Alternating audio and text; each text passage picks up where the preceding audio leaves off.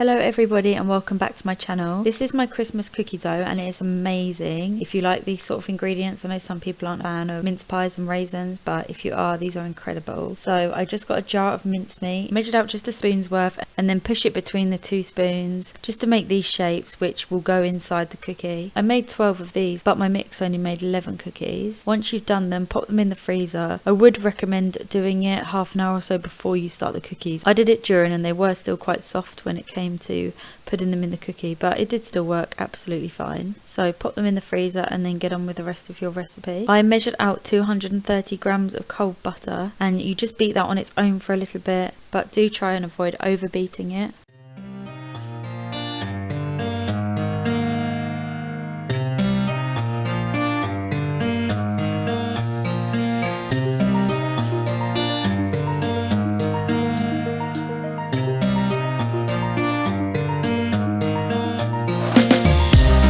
These roads intersect, on each one I reflect. These lines write my story. These places change me, each one replacing.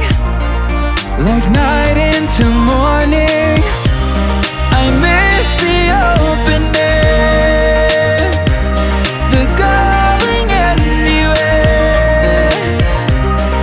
riding with you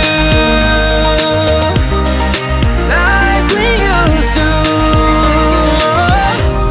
Guess I'm better off alone, never know when I'll get home, but I know that home's where the heart is.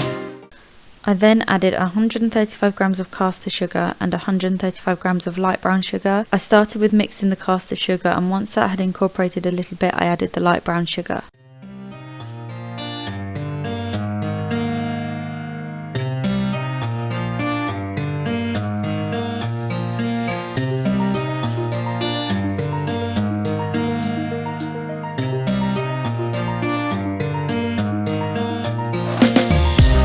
These roads intersect, on each one I reflect. These lines write my story. These places change me, each one replacing. Like night into morning, I miss the open air, the going anywhere,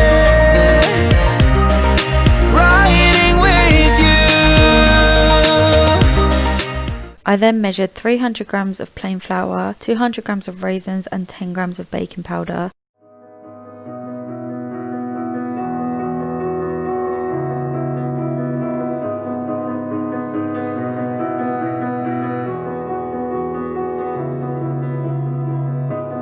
I am here in the middle of nowhere. There is no there, it is cold there, but I am safe and I am warm. Although it's hard, I know I gotta keep up. No time to let it drift away. I find my space, I spend my time down the rabbit hole again, and as I fall I can feel the pain. You can't tell me where to go, so I don't know, I just go with the flow. I go with the flow. I'm falling up, I'm falling down, from the sky and from the ground. Up above just like below, and I don't know where I should go. 'Cause I'm stuck in limbo.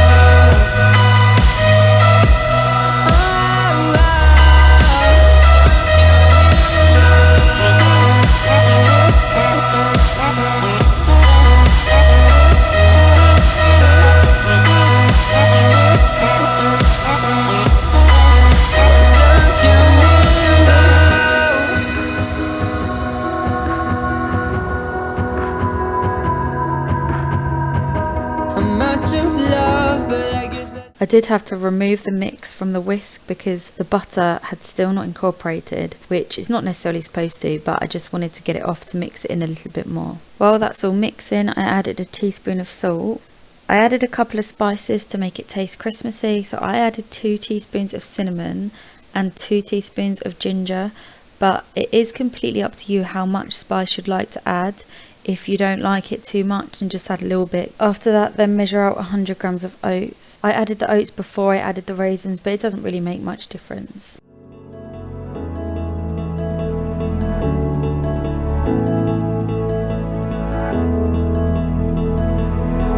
Without you, I remember myself, my name.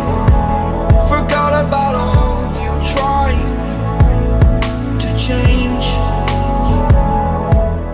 Then get 2 eggs and beat them together before you put them into the mix. And then once the raisins have incorporated, add the eggs, but don't overbeat again.